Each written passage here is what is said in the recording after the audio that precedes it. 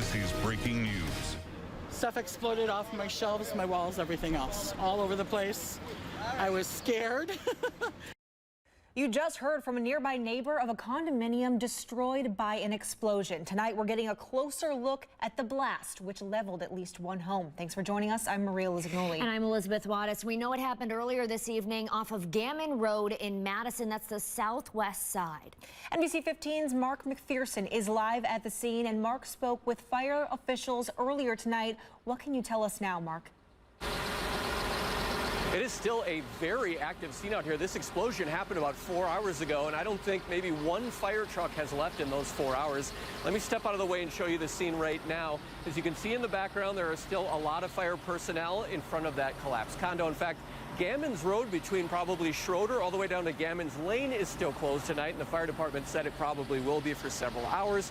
They're still trying to search inside, but it's still pretty dangerous to go inside at this point. Let's take a look at what happened earlier today. It was a huge blast. I spoke to one neighbor who lives a couple of blocks away, and she said she heard the blast even a few blocks away. It blew chimneys off of those buildings. It sent debris all the way across the street, including broken glass, flew pretty far. It also blew into a parking lot behind the condo. One of the condos completely collapsed. Others on the sides were damaged. Now, 4 people were hurt. The fire department says one had to be transported to the hospital. The other 3 had minor injuries. They think everyone is out at this point, but they're not exactly sure because they haven't been able to get inside every inch just yet because it's still too dangerous. With any structural scenario such as this, the integrity of the building's at risk, and until we're able to do a thorough assessment, it's an incredibly risky situation to be inside. Our folks assume that risk, but we do it in an educated manner. We do it methodically.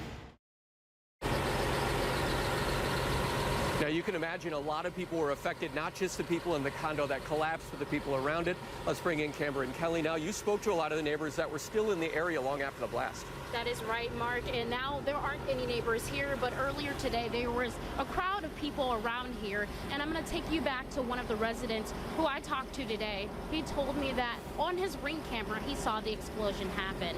He was inside of his home at the time with his girlfriend and his dog, and he says that he felt his whole house shake. But I'll give you a little bit of details of what he told me when he came out of his home. I wanted to know if everyone was okay because I saw the kid walking down the street, crying. I was like, oh my God, did anyone get hit or anything? And yeah, from that moment, then more and more neighbors started coming outside. It was kind of, hectic and chaotic.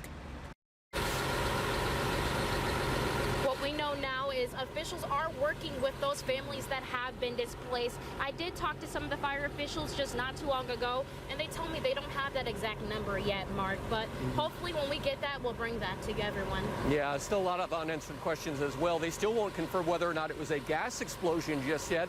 Some neighbors did smell an odor of gas, but they say that may have been after the explosion, so they're still investigating that as well. A lot of people were on scene today. We have a lot of viewer photos. We'll have more of those coming up in just a little bit. Back to you.